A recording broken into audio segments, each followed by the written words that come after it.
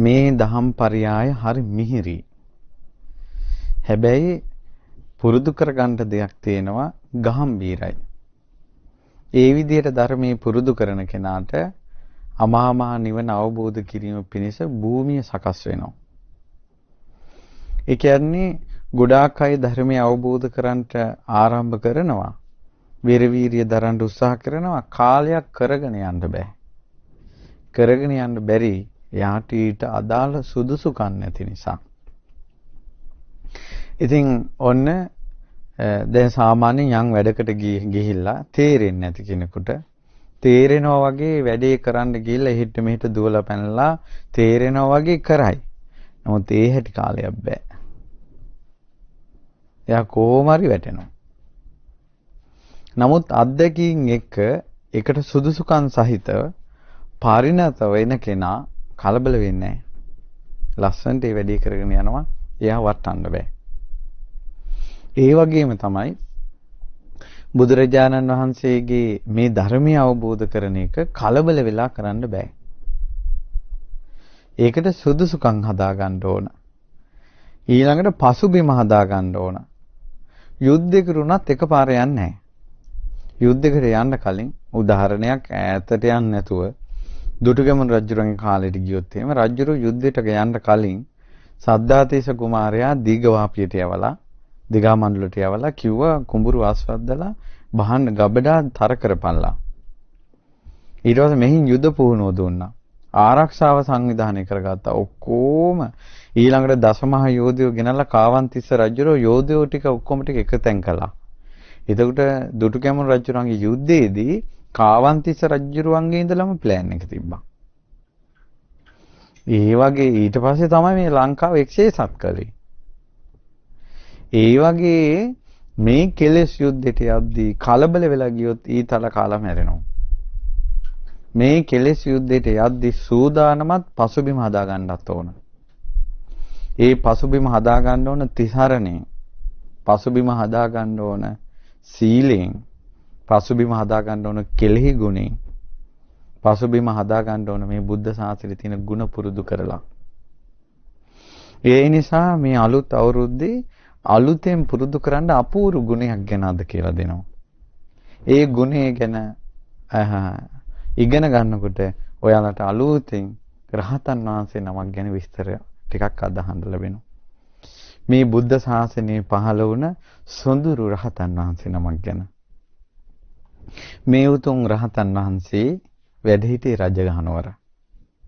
රජගහනුවර මේ රහතන් වහන්සේ තමයි ගෞතම බුද්ධ ශාසනයේ දෙවිවරුන්ට ප්‍රියමනාප වැඩිපුරම දෙවිවරු කැමති රහතන් වහන්සේ තමයි ඒ රහතන් වහන්සේ. ඉතින් ඒ රහතන් වහන්සේ වනේ භාවනා කරනකොට ඒ රහතන් වහන්සේක දන්නේ ඒ උත්තමයන් වහන්සේක දන්නේ නැහැ. මල් ලිහිනවා කියනවා දෙවිවරු ආකාශයෙන්. සමහරට පේනවත් ඇති නොපෙනෙනවත් ඇති. ඉතින් දවසක් උන්වහන්සේ භාවනා කර කර ඉන්නකොට මල් ලිහිද්දී දෙවිවරු ඒ මල් වරුසාව මැද තමයි උන්වහන්සේ අරහත්ත්වයටපත් උනේ. දෙවියන්ගේ මල් වරුසාව මැද අරහත්ත්වයටපත් වෙච්ච එකම රහතන් වහන්සේගේ විස්තරය තමයි අද කියන්නේ. ඒ විස්තරයේ ඇසුරෙන් තමයි අවසානයේට මේ අවුරුද්දේ පුරුදු කරගත යුතු ගුණයක් ගැන කියන්නේ. ඒ නිසා කන් යොමු කරගෙන අහන්න. මේ උතුම් රහතන් වහන්සේ වැඩ සිටියේ රජගහනුවර. ඒ රහතන් වහන්සේගේ නම පිලින්දවච්ච මහරහතන් වහන්සේ. පිලින්දවච්ච මහරහතන් වහන්සේ තමයි බුද්ධ ශාසනයේ වැඩිමනක්ම දෙවිවරුන්ට ප්‍රියමනාප. දෙවිවරුන්ට ප්‍රියමනාප භික්ෂුන් අතර අග්‍රයි. ඉතින් මේ රහතන් වහන්සේ හරි 이르දි බල සම්පන්නයි. ඊළඟට ඒ නිසා මේ රහතන් වහන්සේ ගැන ගොඩක් මිනිස්සු දන්නේ එක කාරණාවක්. ඒ තමයි පිළින්දවච්ච මහරහතන් වහන්සේ වසලයා කියලා කතා කළා කියලා. කාට හරි කතා කරනකොට මෙහෙ එන්න කියලා ආවේ නැත්නම් මෙහෙ වරින් වසලයා කියනවා. ඊට පස්සේ මේ සංඝයා අතර මේ කතාව ගිහිල්ලා බුදුරජාන් වහන්සේට පැමිණිල්ල ගියා. ස්වාමීනි මේ පිළින්දවච්චන් වහන්සේ කතා කරන විදිහ ටිකක් සැර වැඩි. මොකද පින්වත් මහණෙනි වසලයා කියනවා කිව්වා. එන්න කිව්වා. ඊට පස්සේ මහරහතන් වහන්සේ වැඩි ඇත්තද මෙහෙම කියනවා කියන්නේ. එහෙමයි ස්වාමීනි. පින්වත් මහණෙනි මේ භික්ෂුව ගැන සිතා පහදවා ගන්න එපා. ජීවිත ගණනාවක් ජීවිත 500කට වැඩි ගණනාවක් බ්‍රාහ්මණ කුලේම උපදිලා වසල කියන වචනේ වැඩිපුරම මුකෙන් පිට වෙලා. ඒ පුරුදු කරපු වචනේ අරහත්ත්වයටපත් වෙලත් ඒක එනවා කිව්වා. මේ පිළින්ද වචන නිකලෙස් මහරහතන් වහන්සේ නමක් කිව්වා. ඊට පස්සේ ওই කතාව ගොඩක් අය දන්නවා. ඒ රහතන් වහන්සේ මහ වනේ වැඩ සිටියේ. දවසක් ඒ රහතන් වහන්සේ ගැන දැකලා මේ බිම්බිසාර රජුරන්ට පැහැදීමක් ඇති වුණා. කිව්වා උන්වහන්සේ දැක්කා මේ බිම්බිසාර රජුරෝ ලෙනක් සුද්ධ කරනවා මොකක් හරි අතුග ගහරි ඉන්නවා ඇති පොළොවේ වල් අයින් වෙන්නේ නැති වෙන්න. ඇයි උන්වහන්සේ උපසම්පදා භික්ෂුවක් නේ? පොළොවේ පස් අයින් වෙන්නේ නැති වෙන්න එතන තියෙන රොඩු ටික අයින් කරගන්නවා. එතකොට කිව්වා ස්වාමීනි මේ බුද්ධ ශාසනේ මුල්ම කාලේ. ඇහුවා ස්වාමීනි මම ඔබ වහන්සේගේ උදව්වට මිනිස්සෙක් දෙන්නම්. පූජා කරන්නම් කිව්වා. උදව්වට කැපකරුවෙක්. ඊට පස්සේ කෝ රජතුමනි කැපකරුවෙක් ළඟ තියාගෙන ඉන්න එකක් ගැන බුදුරජාණන් වහන්සේ දේශනා කළා නෑ. ඊට පස්සේ කෝ ස්වාමීනි භාග්‍යතුන් වහන්සේ කැපකරුවෙක් ළඟ තියාගෙන ඉන්න කියලා සුදුසුයි කියලා කිව්වොත් පුළුවන්ද? එහෙමනම් පුළුවන් කිව්වා. අනේ ඔබ වහන්සේ ඕක අහලා මට දැනුම් දෙන්න කිව්වා. කියලා රජුරෝ ගියා.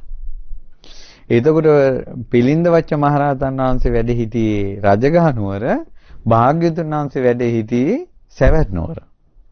දීර්ඝ මාවතක් බොහෝ දුරක් මගේ හිතේ ඒ තියෙන විස්තරات එක බලනකොට පිළින්ද වච්ච මහරහතන් වහන්සේ ටිකක් වයසයි. ඒ නිසා ගමේ මිනිස්සුන්ට කිව්වා පින්වත් පුරුෂය ඔබට පුළුවන්ද මගේ පණිවිඩයක් තියෙනවා සවැත් නුවරට ගිහිල්ලා භාග්‍යතුන් වහන්සේට කියන්න. ඊට පස්සේ කිව්වා ස්වාමීනි පුළුවන්. මට පුළුවන් යන්න. ඊට පස්සේ කිව්වා එහෙනම් භාග්‍යතුන් වහන්සේගෙන් අහන්න කැපකරුවෙක් ළඟ තියාගෙන හිටියට කමක් නැද්ද කියලා. මේ බලන්න මේ රහතන් වහන්සේලාගේ ජීවිත රහත් වෙලානේ. ඒක අහන්න සවැත් නුවරට යවපන්නේ මිනිස්සෙක්. මේ අරහත්ත්වයට පත් වුණාටත් පස්සේ සීලයට තියෙන ගෞරවය. ඒ කර යුතු දේ කරලානේ. මේ භාග්‍යතුන් වහන්සේ කියලා නැත්තම් ඒ වාගේ දෙයක් කරන්නේ රහතන් වහන්සේලා. පුදුම රහතන් වහන්සේලාගේ ජීවිත. ඕන්න දැන් ආර්ය රජගහ නුවර ඉඳලා සවැත් නුවරට ගිහිල්ලා භාග්‍යතුන් වහන්සේට දූත පණිවිඩයක් ගියේ. බුදුරජාණන් වහන්සේ වදාලා කැපකරුවෙක් ළඟ තියාගෙන හිටියට කම නෑ. ඔන්න ඇවිල්ලා රහතන් වහන්සේට කිව්වා ස්වාමීනි කැපකරුවෙක් ළඟ තියාගෙන හිටිය කම දැන් ඔකට මාස ගාණක් යන්න ඇති. ඊට පස්සේ රහතන් වහන්සේ රජුරවන්ට පණිවිඩයක් කියවුවා භාග්‍යතුන් වහන්සේ කැපකරුවෙක් ළඟ තියාගෙන ඉන්න කමන්නේ ආරාමිකෙක් ළඟ තියාගෙන හිටියට කමන්නේ කියලා අනුදැනුවක් දාලා කියනවා. රජුරවන්ට ඔය වැඩත් එක කමතක වුණා. දවසක් එකපාරම රජුරවන්ට රාජසභාවේදී අරක මතක් වුණා. මතක් වෙලා රජුරෝ ඇහුවා රජතුමාගේ දින නියම කරන ඇමැතියෙක් ඉන්නවා. ඒ කැලෙන්ඩර් නෑනේ. දින දවස් ගණන් කරන එක්කෙනෙක්. ඒ ඇමැතියට කතා කරලා කිව්වා ඊළඟ රජතුමාගේ රාජ කටයුතු මතක තියාගෙන ඉන්න ඇමැති කෙනෙක් කිව්වා. ඇමැතියට කිව්වා ඇමැතිතුමනි අපි අර පිළින්ද වච්චන් වහන්සේට ආරාමිකෙක් දෙන්න පොරොන්දු වුණා නේද? එහෙමයි රජතුමනි. දැන් දවස් කීයක් ගත වෙලාද ඇහුවා. අරයා ගණන් හැදුවා. දවස් 500ක් ගිහිල්ලා. ඒ කියන්නේ අවුරුදු එකමාරකට වැඩි. රජුරවන්න අමතක වෙලා. ඉතින් ඊට පස්සේ කිව්වා මේකට නම් හොඳ නෑ මං වගේ කෙනෙකුට කියලා ඒ නිසා ආරාමිකව 500ක් දුන්නා. කියන්නේ වැඩ කටයුතු කරන්න එක්කෙනාට 500ක් දුන්නා. ඉතින් අර ස්වාමීන් වහන්සේ ඉන්න කන්ද වටේට අර ආයෙ ඉතින් පැල් කෙටි ගහගෙන දැන් අර ස්වාමීන් වහන්සේට උපස්ථානේ. අර ගමට නම වැටුණා. ගමක් හැදුණානේ. පිළින්ද වච්ච ග්‍රාම කියලා. දැන් ඔන්න උපස්ථාන ඒ ගමේ තමයි පින්දපාතේ වඩින්නේ. උන්වහන්සේ දවසක් ගමට වඩිනකොට ගමේ මිනිස්සෙක් වෙනදාම ඇවිල්ලා. මම හිතේ ඒකේ තිප්පිලි හරි තල හරි මොන හරි ඉතින් වෙනදාන් යන්නේ. මේ රහතන් වහන්සේ නිකමට ඇහුවා මොනවද ඔය කියලා. ඊට පස්සේ මම ඇහුන්නේ නැහැ වගේ ගියා. කව වසලයා මොකද්ද බං ඔකේ තියෙන්නේ කියලා. තරහා ගියා. තියෙනවා මේකේ මී බෙටි කිව්වා. එසේම වේවා පින්වත කිව්වා. දැන් අර මිනිස්සයා ගිහිල්ලා අර පිළිහෙන මට මතක නෑ තලහරි විකුණන්න හදනකොට ඇතුලේ තියෙන්නේ මේ බෙටි. ඒ රහතන් වහන්සේගේ වෙන ඉරිදියක් තියෙනවා. ඊට පස්සේ ආයෙ අර මිනිස්සයා දුවගෙන ඇවිල්ලා ස්වාමීනි ඒව නෙවෙයි මේකේ තියෙන්නේ තල. එසේම වේවා පින්වත කිව්වා. ආයෙ තල. ඊට පස්සේ මුන්නහන්සේ පින්ඩ පාත ගමට වඩිනකොට ගමේ පුංචි ළමයි කඳනවා. ඊට පස්සේ ඇහුවා ඇයි මේ අඬන්නේ? ඊට පස්සේ කිව්වා අඬන්නේ මේ මාල රත්තරන් මාලවල් විකුණාගෙන කදාවල් වරගෙන මිනිස්සෙක් ගියා. ස්වාමීනි මේ කෙල්ල ඉල්ලනවා දුප්පත් අපිට රත්තරන් මාල කොහෙන්ද? කෙල්ල ඉකි ගගහාර ඉක්කා වැටි වැටි අඬනවා. රහතන් වහන්සේ පාත්‍රේ පැත්තකින් තියලා ඒ ළඟ තිබ්බ දිරපු ලණුවක් අරගෙන ඒ ලණුව මෙහෙම ගැට ගහලා කෙල්ලට දුන්නා මේක කරේ දාගන්න කියලා. අර කෙල්ල පිරිත් නූලක් හම්බුනා වගේ කරේ දාගත්තා. කරේ දාගත්ත ගමන් රත්තරන් මාලයක් වුණා. ඉරදීන් කෙල්ලට ලෝකයන්නේ ගම වටේ දුවනවා. ඊට පස්සේ මොකද උනේ? ගමේ මිනිස්සු කල්පනා කළා මේක කොහින්ද මේක? ඕන එහෙනම් අද කාලේ තියෙන පුරස්න ඒ කාලේ තිබ්බා. රහතන් වහන්සේලා ගෙදෙට්ට පින්න පාතේ වඩින්නේ. ඒ වුණාට ඉරිසියාව. මේකිට කොහින්ද මේක? ඉරිසියාව. ඊට පස්සේ මොකද උනේ? රජතුමාට පැමිණිලි කළා රජ්ජුරුවන්ගේ මාලිගාවෙන් මේ පොඩි මේ පවුලේ අය මාලයක් හොරකම් කළා. රජ්ජුරුව මේ පැමිණිල්ල විභාග කරන්න ඒ පිරිස ඔක්කොම ගෙන්නුවා. හැබෑවටම බලනකොට මෙහිම රත්තරන් මාලයක් සාමාන්‍ය මිනිස්සුෙකුට හොයාගන්න නෑ. ඇයි හිතන්නකෝ අර පොඩි ලණුවක් සම්පූර්ණයෙන්ම රත්තරන් වුණා කියනකොට. ඊට පස්සේ මොකද උනේ? රජ්ජුරුව හිරියට දැම්මා. අර පවුල පිරිස. දැන් රහතන් වහන්සේ පහෝදා පින්ඩ පාතේනකොට අර ගෙදර වහලා. මිනිසුන් ඇහුවා මේ ගෙදර මිනිස්සු කෝ? ඊට පස්සේ කෝ අනේ ස්වාමීනි මේක පුදුම වැඩක්.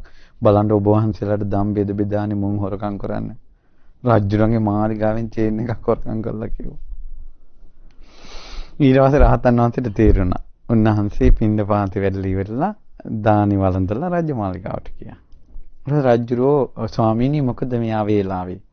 ඊට පස්සේ කිව්වා මේ අපේ ග්‍රාමයෙන් මේ කවුරු හරි පවුලක් අද බන්ධනාගාරයට ගත්තද කියලා හෙව්වා. දඩුවමට යමු වුණා. එහෙමයි ස්වාමීනි බලන්නකො මුන් දුප්පත් කමට ඉන්නේ නැතුව මේ රජතුමාගේ මාලිගාවෙන් හොරකම් කළානේ චේන් එක. ඊට පස්සේ ස්වාමීනි ඔය වාගේ දුප්පත් මිනිසුන්ට රත්තරන් කොහින්ද? ඒ රහතන් වහන්සේ අදිෂ්ඨානයක් කළා මුළු මාලිගාවම රත්තරන් වේවා කියලා. දැන් මේ බීත්ති බීම කණු ඔක්කොම රත්තරන්. රහතන් වහන්සේ ඇහුවා ඔබතුමාට කොහින්ද මෙච්චර රත්තරන්? අර ඇහුවේ දුප්පත් වුණොත් කොහොමද රත්තරන් කියලානේ. රහතන් වහන්සේ ඇහුවා ඔබතුමාට කොහින්ද මෙච්චර රත්තරන්? අහෝ අපේ පිළිඳ වච්චන් වහන්සේගේ 이르දියක් නේ කියලා දනින් වැටුණා. අර පවුල නිදහස් කළා. ඉතින් හරියට පිළිඳ වච්ච මහරහතන් වහන්සේට උපස්ථාන සැලසුණා. ඊට පස්සේ තව දවසක් ගම යනකොට මුළු ගමම කැළඹිලා. ඇයි? ඒ ගමේ හිටු පොඩි කෙල්ලෙක් මේ හොරු අරන් ගිහිල්ලා. හොරු අරන් ගිහිල්ලා කැලේ හංගලා ගුහාවක. ඊට පස්සේ ගෙදරට පණිවිඩය වෙනවා. මාසුරම් මෙච්චර දියන් දරුවා දෙන්න නම් කියලා. මුළු ගමම එක් වෙලා හඬනවා වැළපෙනවා. ඊට පස්සේ මේ පිළිඳ වෙච්ච මහරහතන් වහන්සේ ඇහුවා ඇයි මේ කට්ටිය කියලා. අනේ ස්වාමීනි පුංචි කෙල්ල මේ හොරු අරන් ගිහිල්ලා අර පවුලේ කලන්තේ දාලා වැටිලා. උන්වහන්සේ දිවසින් බැලුවා ගුහාවක ඉන්නව පේනවා. ගුහාවේ ඇතුලේ කෙල්ල දාලා අර ඒ වටේට කට්ටිය හොරු ටික රැකවල් කරනවා. උන්වහන්සේ එතනින් අතුරුදහන් වුණා ගුහාව ඇතුලෙන් මතු වුණා. අර කෙල්ල එතනින් අතුරුදහන් කළා ගමේ ගෙනත් තිබ්බා. තේරුණාද? ඉතින් මිනිසුන්ට ලෝකයක් නැහැ ඉතින්. සන්තෝෂේ. ඕකෙත් හිටියා හාමුදුරු නමක්. දැන් අපිට තියෙනවානේ හොරකම පරාජිකානේ. හොරකමෙන් මහානකම නැතිනවා. බුදුරජාන් වහන්සේට ගිහිල්ලා කිව්වා ස්වාමීනි භාග්‍යතුන් වහන්සේ පිළිඳ වච්චන් වහන්සේ හොරකමක් කළා.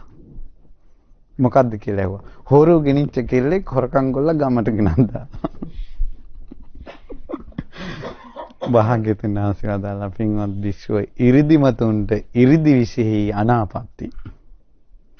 කෙනෙකුට ඉරිදියෙන් තියෙන දෙයක් අයින් කළොත් ඒක හොරකමටයි තියෙන්නේ.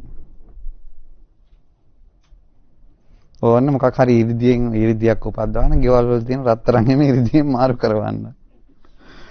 ඉතින් ඉරිදිමතුන්ට ඉරිදි විශේෂයි අනාපත්‍ති. මම කියන්නේ ගියේ ඒ පිළිඳවච්ච මහරහතන් වහන්සේට තමයි දිවිවරු ගොඩාක් කැමති. ගොඩාක් ආදරේ. රාජ මහා මාත්‍යවරු සහ මිනිස්සු ගොඩාක් ආදරේ. හැබැයි මේ පිළිඳවච්ච මහරහතන් වහන්සේට තමයි ගොඩාක් ලෙඩ හැදලා තියෙන්නේ. ගොඩාක් අසනීප තිබ්බා. ඔළුවේ කැක්කුම් වගේ. එතකොට පින්වත්නි දිවිවරු ගොඩාක් කැමති වුණා. මිනිස්සු ගොඩාක් කැමති වුණත් ඒසා ඉරිදි සම්පන්න වුණත් ලෙඩ වෙන සත්වයා ලෙඩ වෙනවා. දැන් ගොඩාක් අයට තියෙන ප්‍රශ්නනේ මෙච්චර පින් කරනවා අපි මෙච්චර කුසල් කරනවා බණක් භාවනාවක් කරනවා මේ අපි ඇයි අප්පා මෙච්චර ලෙඩ වෙන්නේ කියලා මිනිස්සු කංකෙන්දිරි ගෑවෙනාවක් තියෙනවනේ. ඒ රහතන් වහන්සේලාගේ ජීවිත දිහා බලන්න. මේ බුද්ධ ශාසනයේ ඉච්ඡරම දෙවිවරු පිරිවරාගත්ත වෙනත් රහතන් වහන්සේ නමක් නැහැ. ඉච්ඡරම දෙවිවරු පිරිවරා ගන්න උන්වහන්සේ. එහෙව් රහතන් වහන්සේ ඔළුවේ කැක්කුමෙන් පීඩා වින්දා. හැබැයි ඒක කායික වේදනාවක්. මානසික වේදනාවක් නෙවෙයි. පැහැදිලි නේද? උන්වහන්සේට ඉච්ඡර දෙවිවරු කැමතියි. මේ පිළිඳවච්ච මහරහතන් වහන්සේ අතීත සසරේ සක්විති රජ කෙනෙක්. ඒ සක්විති රජුරෝ බොහෝ දෙනාට කුසල් ගැන කියලා දුන්නා. බොහෝ දෙනා ධර්මයේ පිහිටෙව්වා. ඒ සක්විති රජුරුවන්ගේ මාර්ගයෙන් උපකාරයෙන් ඒ මුළු රාජධානියම මුළු ජම්බුද්දීපේම පිරිස කුසල් වැඩුවා. ඒ පිරිස කය බිඳලා මරණින් මත්තේ ඉපදුනේ දෙව්ලොව. කොච්චරද කියනවා නම් පිළිඳවච්චයන් වහන්සේ රජගහනුවර ඉපදිලා බුදුරජාණන් වහන්සේ ළඟ මහාන වෙලා අරහත්ත්වයටපත් වෙලා උන්වහන්සේ අතීතයේ සක්විති රජ වෙලා උන්වහන්සේ නිසා දෙව්ලොව ගියයි තවමත් දෙව්ලොව. එච්චරම දෙව්ලොව. දිව්‍ය ලෝකේ වැඩි හරියක්ම දෙවිවරු ඉන්නේ පිළිඳවච්චයන් වහන්සේ නිසා සක්විති රජකමේ ඉද්දී උන්වහන්සේ නිසා දෙව්ලොව ගියාය. කියන්නේ ඒ වෙනකොට භාග්‍යතුන් වහන්සේ පහළ වෙන කාලේ වෙනකොට. පැහැදිලි නේද මම කියන එක? ඒ නිසා තමයි වැඩිමනක් අය මේ පිළිඳවච්ච මහරහතන් වහන්සේට ප්‍රියමනාප තමන්ගේ ගුරුවරයා කියලා. මා අපිට සුගතිය යන්න මඟ කියපු ගුරුවරයා කියලා. කොච්චර උන්වහන්සේට ගෞරවයිද කියලා කියනවා නම් අර උන්වහන්සේ මේ මාවතේ වඩිනකොට මල් ලිහිනවා කියනවා. භාවනා කරනකොට මල් ලිහිනවා කියනවා. උපස්ථානෙට සැදී පැහැදී ඉන්නේ අපේ ගුරුවරයා කියලා. නමුත් දෙවියන්ගේ ජීවිතේ මනුෂ්‍ය ජීවිතෙත් එක්ක බලනකොට උසස් නෙයි. නමුත් ගුරුවරයා ඉදිරියේ කොහොමද සුගතිය යන්ට මඟ කිව්වා කියලා. ඊට පස්සේ මේ පිළිඳවච්ච මහරහතන් වහන්සේ දෙවියන්ට ධර්මයේ දේශනා කළා ඊර්ෂ්‍යාව කරන්න එපා කියලා.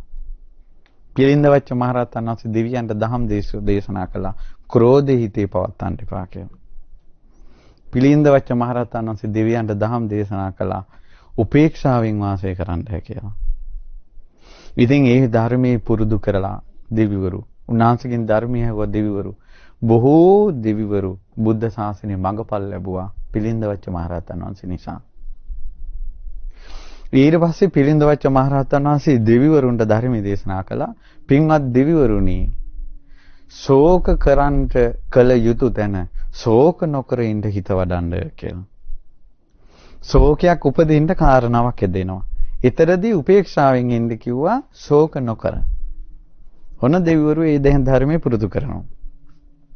සමහර දෙවිවරු කොච්චර ආදරෙන් හිටියද කියනවා නම් පිළිඳවච්ච මහරහතන් වහන්සේට සමහර දෙවිවරු වෙන මේ පිළිඳවච්ච මහරහතන් වහන්සේ ඉන්න වනයේ දෙස හැර වෙන පැත්තක් බලන්නේ නැහැ කියනවා.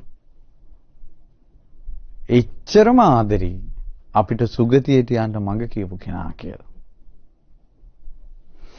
ඔන්න ඊට පස්සේ පිළින්ද වච්ච මහරහතන් වහන්සේ පිරිනිවන් පාන්න කාලේ ඉදුණා. උන්වහන්සේ පිරිනිවන් පාන්න කාලේ ඉදුණාට පස්සේ ඔන්න ආරංචි වුණා දිව්‍ය ලෝකේ කැළඹිලා ගියා. පිළින්ද වච්චන් වහන්සේ පිරිනිවන් පාන්න යනවා කියලා. රජගහ නුවරේ පර්වතයේ සිසාරා හාත්පස සිසාරා යදුන් ගණනාවක් දිවුරු පිරුණා. එතකොට වෙනත් රහතන් වහන්සේලා දිහා බලන්නේ නැතුව උන්වහන්සේ දිහාම බලාගෙන ගුරුවරයා කියා සිහි කර ගුණ සිහි කර හිටපු අර දෙවිවරුන්ට ඒ උතුම් රහතන් වහන්සේ පිරිනවම් පාන්න යනවා කියනකොට කොහොම දරා ගන්නද? එතන දෙවිවරු කතා වුණා. අපේ ආචාර්යයන් වහන්සේ අපිට කිව්වේ ශෝක කළ යුතු තැන ශෝක කරන්න එපා කියලා. දැන් අපේ ආචාර්යන් වහන්සේ පිරිනවම් පාන්න යනවා. ශෝක කළ යුතු තැන ආචාර්යන් වහන්සේට කඳුළු වලින් උපස්ථාන කරන එකද හොඳ? ආචාර්යන් වහන්සේට ප්‍රතිපත්තියෙන් උපස්ථාන කරන එකද හොඳ කියලා දෙවිවරු කතා වුණා. සත්පුරුෂ දෙවිවරු ඒක කෝලාහල කළා කිව්වා. අපේ ආචාර්යන් වහන්සේට ප්‍රතිපත්තියෙන් උපස්ථාන කරමු කියලා අත් දෙක එකතු කරගෙන වැඳගෙන උන්වහන්සේගේ දේහය දිහා බලා හිටියා. ඒ උත්තමයන් වහන්සේ නිසල ශරීරයෙන් පිරිනවම් පෑවා. හිත දැඩි කරගෙන හිටියා ශෝකයක් උපද්දවන්නේ කියලා. පිරිනවම් පාන වෙලාවේ කොහොමද රහතන් වහන්සේලාට කරපු උපස්ථාන? අහෝ ඒ යුගය ඉවරයි. ආචාර්යන් වහන්සේට ප්‍රතිපත්තියෙන් උපස්ථාන කළා. ඊට පස්සේ සමහර දිවුරු කතා කළා කියනවා තමන්ගේ ලක්ෂ ගණන් අන්තපුරේට මෙහෙ වරෙලා කියලා. මාගේ ආචාර්යන් වහන්සේ දෙස බලාපල්ලා. දැන් අර ලක්ෂ ගණන් අන්තපුරේ ආචාර්යන් වහන්සේ දෙස බලනවා. ඊට පස්සේ උන්වහන්සේ පිරිනොම් පෑවා. පිරිනොම් පෑවපු ගමන් අර දිවිවරු තමයි එක දෙවි කෙනෙක් ගැන විස්තර තියෙනවා. ඒ දෙවියා කියලා තියෙනවා. ඒ තමන්ගේ අන්තපුරේ බිසවරුන්ට බලාපල්ලා. උඹලා දැන් මගේ ආචාර්යන් වහන්සේ දෙස බලා හිටියා. මමද මාගේ ආචාර්යන් වහන්සේ දෙස බලා හිටියා. මගේ ආචාර්යන් වහන්සේ දෙස බලපු ඔය ඇස් වලින් උඹලා කවදාවත් රාගෙන් මා දෙස බලන්න එපා කියලා. මගේ ආචාර්යන් වහන්සේට උපස්ථාන කරපල්ලා. මගේ ආචාර්යන් වහන්සේ දෙස බලපු මගේ ඇස් වලින් උඹලා දිහා මං රාගෙන් බැලුවොත් මගේ ඇස් පුපුරා යන්නවා. කොහොමද ගුරු ගෞරවය? බලාපල්ලා මාගේ ආචාර්යන් වහන්සේ ගැන හිතා මේ වැඩ කරන මගේ හදවත දිහා.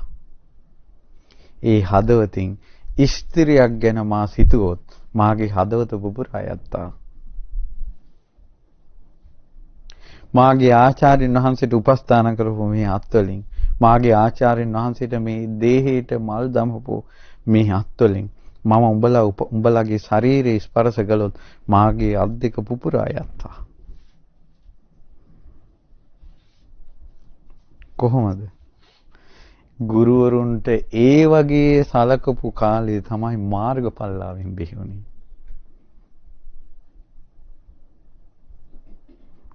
ඒ වගේ සලකපු කාලේ තමයි මාර්ගඵලලාවෙන් බිහිවුනේ.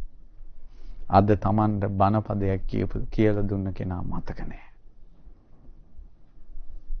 මුල පෙන්නව තැන මතක නැහැ. ගොඩාක් අය ආචාර්යවරුන්ට ධමන්ට ධර්මයේ කියලා දුන්න අයට වඳින්න කැමති, දාන දෙන්න කැමති, hina වෙන්න කැමති, කෝල් කරන්න කැමති, ඊළඟට පින්කම් වලට සම්බන්ධ වෙන්න කැමති. කෝ ප්‍රතිපත්තියෙන් පිදිල්ල. ඇත්තටම වටින්නේ කුමක්ද? ප්‍රතිපත්තියෙන් පිදිල්ල. අද කියලා දුන්න බණපදේ තමයි. අද කියලා දෙන බණපදේ තමයි මේ අවුරුද්දටම පුරුදු කරන්න. Tamanට ධර්මයේ කියලා දුන්න යම් කෙනෙක් වේද ඒ ගුරුවරයා වෙනුවෙන් ප්‍රතිපත්තියක් පුදන්න. අමාරුම එකක් කරන්න. අමාරුම එකක් කරනවා ගුරුවරයා වෙනුවෙන්. Tamanට ධර්මයේ කියලා දුන්න. ඒ සක්විති රජ කෙනෙක් වෙලා පංචශීල ප්‍රතිපදාව ගැන කියලා දුන්න. ගෞරවය තමයි තවම තිබ්බේ. අපිට ගත්තොත් අපේ ජීවිතේ අපි පන්සිල්වත් දැනගෙන හිටියේ නෑ. මට අද මේ ධර්ම දේශනාවේදී පන්සිල් දෙනකොට සිංහලෙන් කියන්නේ පාණාතිපාතා කියන්නේ නැතුම් සතුන් මැරීමෙන්. අපේ ලොකු ස්වාමීන් වහන්සේ ඒවා පවා සිංහලයට ගත්තේ මිනිසුන්ට තේරෙන්නේ නැහැ. පානාතිපාතා කියනකොට අර කොල්ලෝ නමස්තේ නමස්තේ කියලා හින්දි සින්දු කියනවා වගේ. තේරුමක් තේරිලා නෙවෙයි. ඒ වගේ තමයි පානාතිපාතා වේරමණී කියුවා. බීඩිය බොන ගමන් සුරාමේරය මජ්ජපමා කිව්වා. බොරු කියන ගමන් මේ මුසාවාදා කියලා කිව්වා. ඊළඟට තවත් ගෑණියෙක් ළඟට යන ගමන් මේ පන්සලට ගොඩ වෙලා කාමයේ මිච්ඡාචාරා කිව්වා. ඊළඟට අදින්නා දානා වේරමණී කියලා මේ පන්සලේ කියලා එන ගමන් පන්සලේ තියෙන මල් ගහ උදුරාගෙන ආවා. කොහොම යුගයක් අතීතේ තිබ්බා. මොකක්වත් දන්නේ නැහැ. මිනිසුත් කිව්වා මද පඹනින් බිව්වට කමන්නේ. ඊළඟට මිනිස්සු එක එක දේවල් කාමයේ සුමිච්ඡාචාර කියන්නේ කයෙන් විතර නෙවෙයි ඇස් වලිනුත් කාමයේ හැසිරෙන්න පුළුවන් කිව්වා. මේ විදිහට নানা ප්‍රකාර වෛවාරණ විදිහට සිල් විස්තර කළා. ඊට පස්සේ කොහොම හාල් මැස්සෙක් කෑවත් ප්‍රාණඝාතය කැඩෙනවා කිව්වා. කරවල කෑල්ලක් කෑවත් ප්‍රාණඝාතය කැඩෙනවා කිව්වා. සොසේජස් කෑවොත් ප්‍රාණඝාතය කැඩෙනවා කිව්වා. මේ විදිහට එක එක විදිහට බණ කියාගෙන ගියා. මිනිස්සුත් එක එක විදිහට හැදුණා. ඊට පස්සේ විනය වර්ධන පරපුර කියලා එහින් එකක් බිහිවුණා.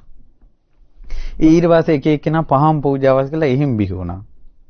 මේ විදිහට තිබ්බ යුගයක තමයි පිරිසිදු බුද්ධ වචනේ කියපු කෙනෙක් පහළ වුණේ. ඒ හඬ හැම තැනම පැතිරිලා ගියා. ඊළඟට මිනිසුන්ට තේරෙන භාෂාවෙන් බුදු කෙනෙක් ගැන සිත පහදවා ගන්න. දහම් මාර්ගය ගැන සිත පහදවා ගන්න ධර්මයේ පරිවර්තනය කළා. හැම එකක්ම කියලා දුන්නා. මට මතකයි මුලින් බුද්ධං සරණං ගච්ඡාමි කියන මම දිවි තිබෙනතුරු බුදුරජාණන් වහන්සේ සරණ යමි කියලා කටින් කියෙව්වා. එතකොටයි අපි දන්නේ සරණක් ගැන. පංචශීලයේ නිතර සිංහලෙන් කියනකොටයි දන්නේ මේවා රකින්න ඕන කියලා. චෛත්‍යයකට බෝධියකට වඳින්න පුරුදු වෙලා හිටියේ නෑ. චෛත්‍යයට මෙහිමයි වඳින්නේ, බෝධියට මෙහිමයි වඳින්නේ, ධාතුන් වහන්සේලා වැඩ ඉන්නේ මෙහිමයි. මට මතකයි ඉස්සර දවසක් රුවන්වැලි සෑයෙන් බැහැලා එනකොට කොල්ල කුරුට්ටෝ ටිකක් කතා වෙනවා.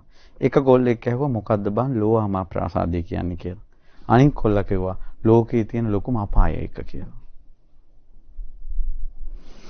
ළඟදි දවසක අපි කිරිවිහෙර වැඳලා එනකොට ළමයි ටිකක් කතා වෙනවා. අම්මා ඇහුවා පුතාලා මට මතක හිටිය අම්මා දරුවන්ගෙන් ඇහුවේ පුතාලා දන්නවද සෙල්ල කතරගම මොනවද තියෙන්නේ කියලා. පොඩි උන් ටික ගත් කට්ටම කිව්වා සෙල්ලම් බඩු කිව්වා. එතකොට මට මතක් වුණා අතීතේ. ඕක නම් පොඩි දෙයක්. අතීතේ රුවන්වැලි සෑයේ මොනවද තියෙන්නේ කියලා දන්නේ. පැය ගණන් වරු ගණන් රෑ එළි වෙනකල් රුවන්වැලි සෑය ගැන මිනිසුන්ට කියලා දෙන්න උනා. ජයසිරි මහ බෝධින් වහන්සේ ගැන කියලා දෙන්න උනා. ධාතුන් වහන්සේලා ගැන කියලා දෙන්න උනා. දාන බෙදෙන හැටි කියලා දෙන්න උනා. දානෙ ගිහිල්ලා දෙන හැටි කියලා දෙන්න උනා. හැම එකක්ම පුරුදු කළා. ඊළඟට උදේ ඉඳලා හැන්ද වෙනකල් බණ අහන්න පුරුදු කළා. මොන දවස් ගණන් බණ හෙලි මොනවද? රෑ එළි වෙනකල් බණ අහන්න පුරුදු කළා. පැයක බණත් බොහොම මාරු මිනිස්සු අහන්නේ.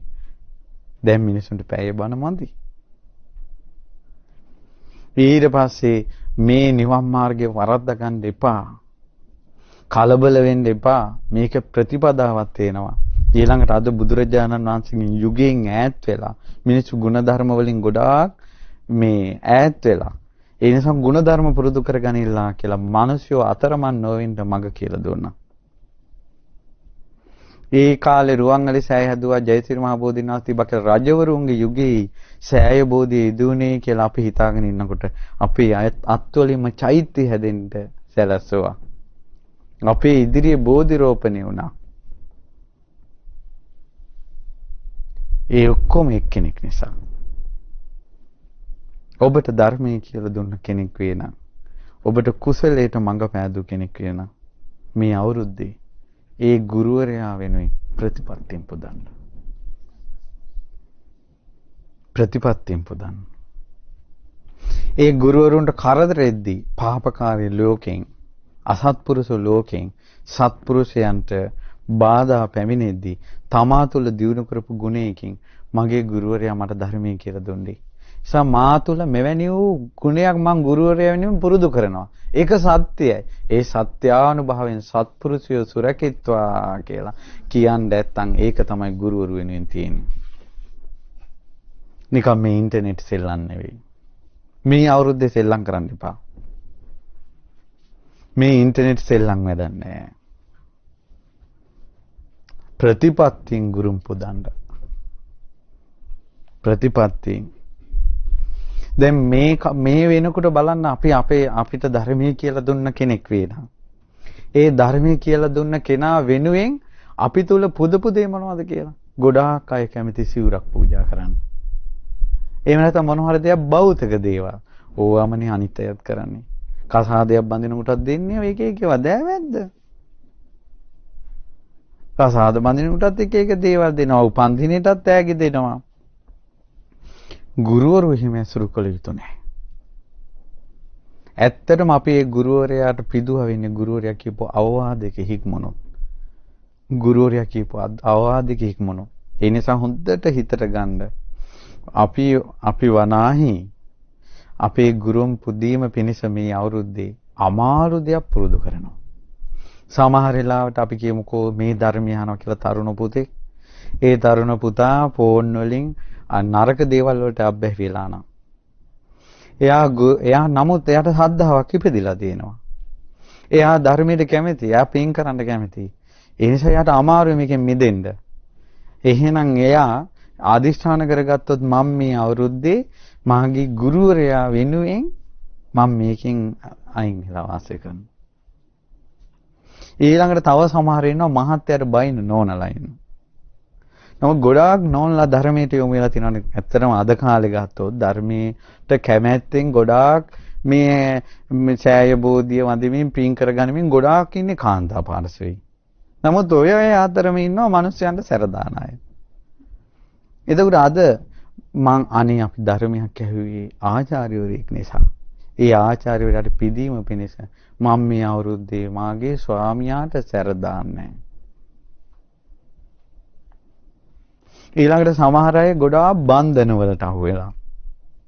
බැඳිලා උදේ කතා කරනවා, දවල් කතා කරනවා, හැන්දෑවට කතා කරනවා. මම මේ අවුරුද්දේ එක එක්කෙනාගේ පිටිපස්සේ යන එක නතර කරනවා.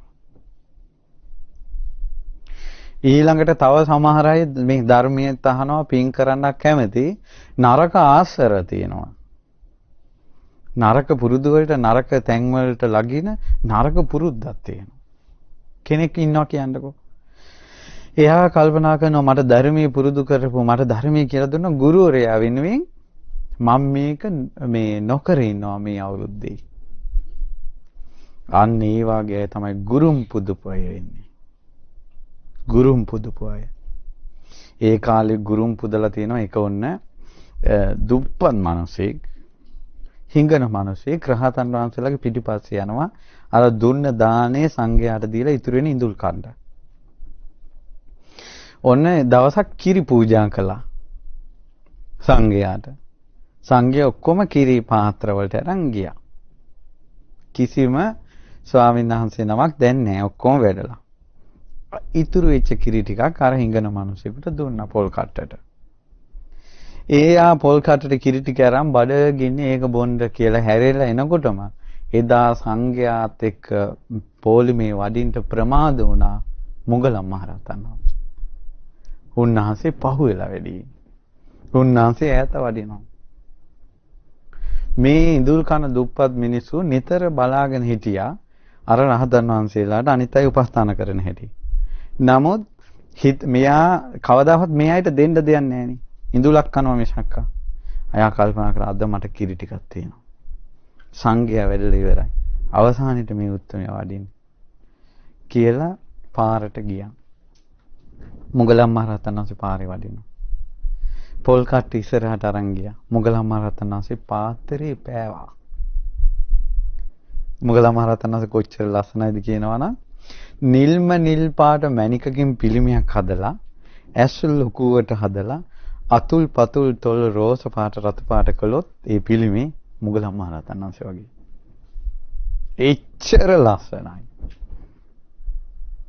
එච්චර ලස්සනයි. ඒ උත්තමයා පාත්‍රේ බෑවා. අර කිරි ටික උන්වහන්සේගේ පාත්‍රයට දාලා එහෙම දන ගැහුවා. වැඳගත්තා. උන්වහන්සේ මාවතේ වෙදියා. ප්‍රීතිය කියන්නේ ඇඟ ප්‍රීතියෙන් තෙත් වෙලා ගියා. සතුටෙන් පැතිරිලා ගියා. එහෙම වැඳගෙන හිටියා සිහි කර කර බණ පද්ද මතක් වෙනවා. අර ඉඳුල් කණ්ඩ අර ධර්මයේ දේශනා කළ දානි අරන් යනකල් ඉන්නවනේ. ඒතකොට කියන බණ ඇහෙනවනේ. ඒව සිහි කර කර හිටියා. දවසක් නෙවෙයි දෙකක් නෙවෙයි තුනක් නෙවෙයි හතරක් නෙවෙයි පහක් නෙවෙයි හයක්. දවස් 7ක් එකම ඉරියව්වෙන් පාරයිනේ වැඳගෙන ඉඳලා තියෙනවා. අර ගිය දිශාවට. අපිට වන්දනාවකදී පැයක් අත් දෙක එකතු කරගෙන ඉන්න පුළුවන්ද කියලා බලන්න.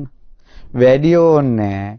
තෙරුවන් සරණ කියලා තුන් පාරක් පන්සිල් කියන කල් අත් දෙක නල්ලේ තියන් ඉන්න පුළුවන්ද කියලා බලන්න.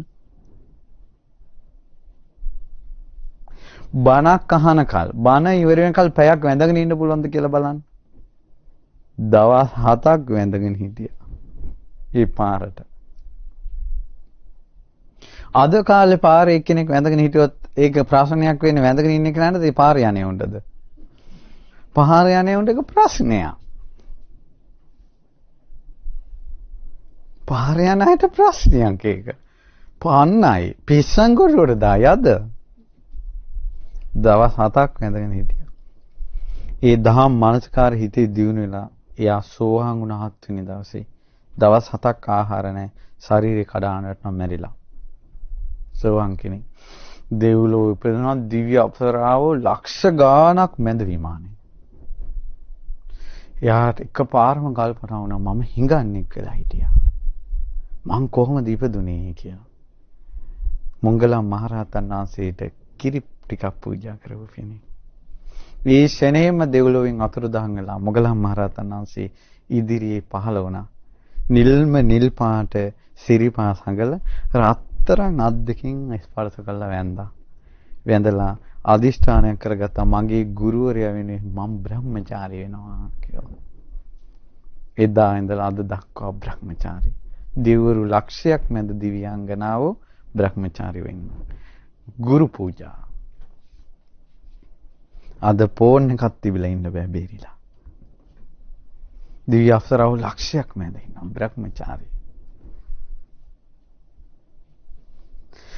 ඒ නිසා කෙනෙකුට බඹසරක් පුරුදු කරන්න පුළුවන් වුණොත් තරුණ කාලේ විවාහ වෙනකල් බ්‍රහ්මචාරී වුණා. ගුරු පූජා පිණිස. විවාහ වුණ අය කාලෙන් කාලයට බඹසර. ගුරු පූජා පිණිස. ධර්මනුබරෝ දැකපු අය ජීවිත කාලෙම බඹසර සමාදන් වුණා. ගුරු පූජා පිණිස.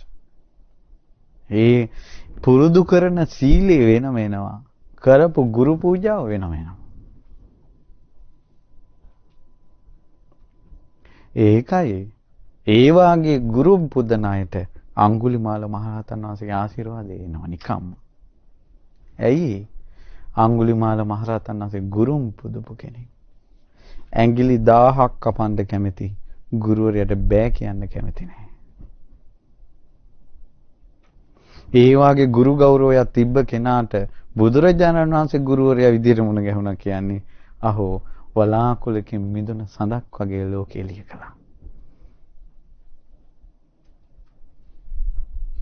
ඒ වගේ මේ ලෝකෙ උනේ.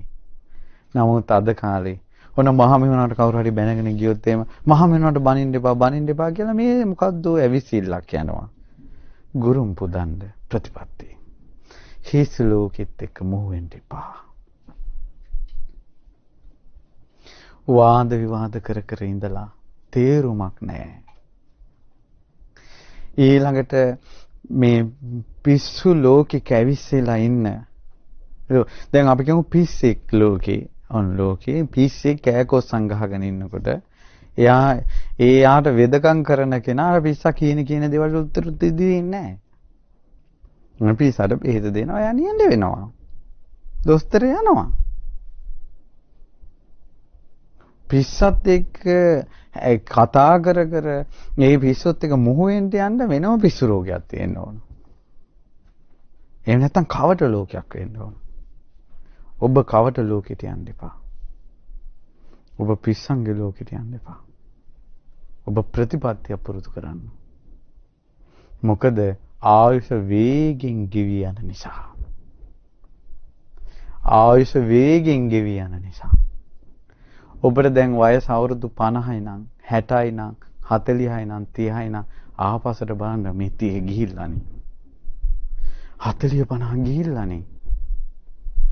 මොනවද කරගෙන තියෙන්නේ? එක්කෝ ගේ වෙනුවෙන් මහන්සි වෙලා, එක්කෝ අත්පිටුව වෙනුවෙන් මහන්සි වෙලා, එක්කෝ දරුවෝ වෙනුවෙන් මහන්සි වෙලා, එක්කෝ ඉගෙන ගන්නම ජීවිතේ ගිහිල්ලා, සමහර අය මැරෙද්දෙමුත් ඉගෙන ගන්නවා. මේ ලෝකේ තියෙන දේවල් මේ කියන්නේ. ඉවරයක් නැහැ. හැබැයි ගුණ ධර්මයක් පුරුදු කළොත්, හැබැයි ගුරුන් පුදාන්ට ඔය වාගේ ගුණ ධර්මයක් පුරුදු කරන කෙනාට එයා රස්සාවක් කරනවා කියන එක බාධාවක් නෙවෙයිනේ. සමහරට කරන රස්සාවෙන්මයි ගුරුන් පුදන්න එයා යොදා ගන්න. කරන රස්සාවේ තියෙන පචහැලීම. එහෙනම් මේ ධර්මය අහලා Tamanda ධර්මයේ කියලා දුන්න සරණේ පිහිටවපු ගුරුවරයා වෙනුවෙන් මේ අවුරුද්දේ බොරුවෙන් වැළකී වාසය කරනවා. අත්හැරීම පුරුදු කරලා නැති, දන් දීම පුරුදු කරලා නැති අය මේ අවුරුද්දේ දන් දීම පුරුදු කරනවා. මට තරුණ පුතෙක් ඊයේ කතා කරලා පින් දුන්නා ස්වාමීනි. මම මේ අවුරුද්දේ අවුරුදු 2ක් ඇතුළත මේ සාංගික දාන 100ක් කළා කියලා. ඒ කියන්නේ යා පැම් බෝතලයක් සංඝයාට පූජා කළත් ස්වාමීන් වහන්සේ නමකට සංඝයා උදෙසා පූජා වේවා කියලා පූජා කරන්නේ. ඒකට එක සාංගික දානයක්. කෙසෙල් ඇවරියක් පූජා කළත්, බිස්කට් එකක් පූජා කළත්, හදපු දානයක් පූජා කළත් සංඝයා උදෙසා කියලා. එතකොට අවුරුද්දට සාංගික දාන 50ක් අර තරුණ පුතා දීලා තියෙනවා. අවුරුද්දට සාංගික දාන 50ක්. මට ඒ වෙලාවේ කල්පනා වුණා අපේ ගම්වල අපේ ගමේ දානේ තියෙන්නේ මාසයකට මාස දෙකකට සැරයක්. එතකොට අවුරුද්දට අපේ දාන වෙන්නේ සාංගික දාන 6යි. සාංගික දාන 6යි. සමහර පැතිවල අවුරුද්දට එකයි. මනුස්සලෝක තමන් වේල් 3ක් කනවා. මාසෙට වේල් 90ක් කනවා. නමුත් සසරේට පිහිට පිණිස පවතින උදාන දෙන්නේ සුළු ප්‍රමාණයක්. ඒ නිසා මේ අවුරුද්දේ සාංගික දාන වැඩිපුර දෙන්න. හිතට ගත්තොත් ගුරු පූජාව වෙනුවෙන්. හැබැයි මතක තියාගන්න පළවෙනි ගුරු පූජාව විදිහට තියාගන්න අල්පීච්චකම. මොකද්ද? මං ගුරුවරයා වෙනුවෙන් මේක කරනවා කියලා කියන්න එපා. ඒක තමයි අල්පීච්චකම. ඔන්න තවක් ගෝණයක්. තවක් කෙනෙක් කියනවා පින්කම් කරනවා, එක එක දේවල් කරනවා කියනවා අනිත් අයට. අපි මෙහෙම කළා, මෙහෙම කළා, මෙහෙම කළා කියලා. කරපු පින්කම ඇත්තටම පින් තියෙනවා. එතකොට ඒක කිය යනවා කියන්නේ අනුමෝදන් වීම පිණිස නෙවෙයි. අර පිරිස දැනගන්න කියන එකට කියනවා මේ මහිච්ඡතාවය කියලා. එතකොට තමන් කරපු පිනක් කුසලයක් අහිංසක හිතෙන් සංගවාගෙන ඉන්න එකට කියනවා අල්පේච්ඡතාවය කියලා. ඒ අල්පේච්ඡතාවය කරපු පිනට වැඩිය පින් උපද්දවන එක. ඊතර ගොඩාක් අය පම්පෝරියට පුරුදු වෙලා ඉන්නවනේ. එතකොට මේ අවුරුද්දේ ගුරු පූජා පිණිස මම වනාහි පම්පෝරිය ගසන්නේ නැත කියලා අදිස්ථාන කරගත්තොත් ඔය කොල්ලන්ගේ තියෙන මොනවාරි පූජාවක් කරනවා ෆොටෝ එකක් ගන්නවා Facebook දානවා. එයාලා හිතන්නේ පහන් 10ක් පත්තු කළොත් බුදුරජාණන් වහන්සේ වෙනුවෙන් ලෝකේ උපරිම පූජාව බුදුරජාණන් වහන්සේ වෙනුවෙන් කළා කියලා. හිත ඇතුලෙන් කෙලෙස් වැගිරි ඉන්නේ. හදා ගන්නට අමාරුම අකුසලයක්. ගුරුන් උදෙසා, සරණ උදෙසා හදා ගන්නවා නම් ඔහු තමයි උතුම්ම පූජාව කළ කෙනා වෙන්නේ. උතුම්ම පූජාව කරපු කෙනා බවට පත් වෙන්නේ. පැහැදිලි නේද? ඉතින් ඒ නිසා හොඳට හිතට අදිස්ථානයක් ඇති කරගන්න මේ අවුරුද්දේ තමන්ට මේ පිළිසරණ දුන්න, තමන්ට තිසරණය ගැන කියලා දුන්න, තමන්ට ගෞතම බුද්ධ ශාසනය විවර කරලා දුන්න යම් ගුරුවරයෙක් වේද ඒ ගුරුවරයාට ප්‍රතිපත්තියෙන් පුදනවා කියලා. එතකොට ඒ ගුරුන් උදෙසා ප්‍රතිපත්තියෙන් පුදනකොට අපිට මේ සත්පුරුෂ ලෝකයේ වෙනුවෙන් අපි කියමුකෝ ඔන්න සත්පුරුෂයෝ ලෙඩ වෙනවා. සත්පුරුෂයෝ වයසට යනවා. සත්පුරුෂයෝ ලෝකේ තාඩන පීඩන වලට ලක් වෙනවා. ඒ හැම වෙලාවෙම දවසක් ගානේ හිතෙන් අදිෂ්ඨානයක් කරන්න පුළුවන්. මම මේ ගුණධර්මයේ ගුරුවරු වෙනුවෙන් ගුරු පූජා පිණිස පුරුදු කරනවා. ඒ පින් බලෙන් ඒ උතුම් ගුරුවරු සුරකේවා. ඒ උතුම් කල්යාණ මිත්‍ර ඇසුරු ලෝකයට සැලසේවා කියලා අවංකවම අදිෂ්ඨානයක් කරන්න පුළුවන්. අද ඔක්කොගේම වැඩ කැලි ටික තියෙන අද කාලේ කටිනුයි මේ ඉන්ටර්නෙට් එකනුයි. ඕකනේ තියෙන වැඩ කැලි. මේ අභ්‍යන්තරයේ ගුණයකින් බිරිඳ මේ පතිවෘතා ධර්මයේ දෙනවා නම් ස්වාමියා බිරිඳ ඉක්මව හැසිරෙන්නේ නැත්නම් එවැනි සිල් පුරුදු කරනවා නම් ඊළඟට මේ නිකන් ටෙලිෆෝන් වලින් මේ මනස්ගත මැසේජ් දදා මේ කරන විප්‍රකාර ලෝකෙන් ඈත් වෙලා වාසය කරනවා නම් කොයි තරම් දෙයක්ද මේ ಗುಣධර්ම තියෙන ලෝකේ ඒ හැටි කාලයක් පවතින්නේ නැහැ. අපි දැන් ওই ටෙලිෆෝන් වල මේ සමයන් කියලා අපි බයිනවනේ. ඕක තව ටික කාලයක් යනකොට එහෙම බනින්න බෑ. දැන් අපි මේ කියන බණ තේනවනේ. මේ අපි කියන බණ තව අවුරුදු 10ක් 15ක් යනකොට ළමයි අහන්නේ නැහැ. එකක් තමයි භාෂාව තේරෙන්නේ නැහැ. අපි කියන භාෂාව තේරෙන්නේ නැතු වෙනවා තව අවුරුදු 10ක් යනකොට. අනිත් එක තමයි මෙන්න මෙහෙම එකක්. මට මතකයි අපි පුංචි කාලේ ඉස්කෝලේ යනකොට වාද විවාද වලදී කාන්තාවන්ගේ මේ පිරිහීම ගැන වාද විවාද. එතකොට ඔන්න අපි බයිනවා මුන් කලිසම් කොටවල් අඳිනවායි මේ යාරේකින් රෙදි අඳිනවායි කියලා අපි මතකයි අපි ඉස්කෝලේ යන කාලේ වාද විවාද කරනවා. ඊට අද ගත්තොත් එහෙම ඒක කිසිම ප්‍රශ්නයක් නැහැ. ඊට පස්සේ ඔන්න අම්මලත් අඳිනවා. දැන් ඔන්න කසාද බඳින්න ඔන්න යාන්තම් ෆොටෝ එකට සාරියක් ඇඳලා පහුවදා ඉඳලා දෙනින් කලිසම් ඇඳ ගන්න යනවා. මනමාලයා කවුද කියලා හොයාගන්නත් බෑ. මනමාලි කවුද කියලා හොයාගන්න බෑ. ඊට පස්සේ ඔහොම ඉඳලා ඔන්න දැන් බලට දරුවෙක් ආවට පස්සේ සමහර අම්මලා ක්ලිනික් යනවා මේ දෙනිම ඇඳගෙන. ඊට පස්සේ ඔන්න ළමයා ඉපදෙනවා. ළමයාටත් දෙනිම අඳිනවා අම්මත් දෙනිම ඇඳගෙන ඉන්නේ. ඒතර ළමයා දකින්න ටවුන් එක යනවා කොහොම කිල්ල දෙනින් ඇඳගෙන යනවා අම්මත් දෙනින් ඇඳලා ආච්චිත් දෙනිම ඇඳගෙන ඉන්නේ. ළමයා දෙනිම ඇඳ. ඔන්න එයාට බණක් ඇහෙනවා. අද කාලේ ගෑනුන් දෙනින් ඇඳගෙන කියලා බයින බණක් ඇහෙනවා. අර ළමයා කල්පනා කරනවා ඇයි මෙහෙම කියන්නේ? මේ ළමයාට ඒක ඔරොත්තු දෙන්නේ නැහැ. ඒ වාගේ අද මව් පාර්ශ්වයෙන් වයසක අයත් ලොකුවට ෆෝන් තියාගෙන ඉන්නවා. අම්මලා තාත්තලා ලොකුවට ෆෝන් තියාගෙන ඉන්නවා. පොඩි උමුට ලොකුවට ෆෝන් තියාගෙන ඉන්නවා. ෆෝන් වලින් විනාශ වෙනවා කියලා දහම් දේශනා කරනකොට අනාගතය අය අහන්නේ නැහැ. ඒ ප්‍රශ්නයක් නැහැනේ. ඔක්කොම පාවිච්චි කරනවානේ. ඒ දාට හිතයි මේ කාලේ මේ බණ කියපු හාමුදුරන්ට පිස්සු දන්නේ නැහැ කියලා. ඒ කාලෙට ඒ හාමුදුරුවෝ පිස්සු වෙනවා.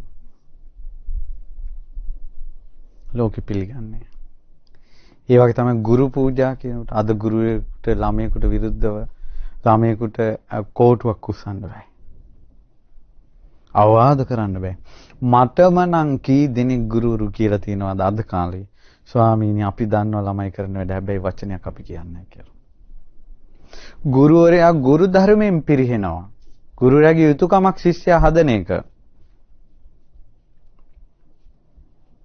ඒ ගුරුවරුන්ට අනාගතේ සැබෑ ගුරු ඇසුරු ලැබෙන්නේ නැහැ. මේ තියෙන ලෝකෙත් එක්ක.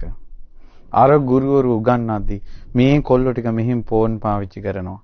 ඒ විතරක් නෙවෙයි අපි ඉස්කෝලේ යන කාලේ කොල්ලෝ කෙල්ලෝ ටික අපි ඔක්කොම එකට හිටියේ. මාට නම් අපිට මතක හැටියට අපි මිශ්‍ර පාසල් වල ගියායි. අපිට කවදාවත් එහෙම ළමයි ගැන එහෙම නරක දේවල් අපිට හිතිලා නැති තරම්.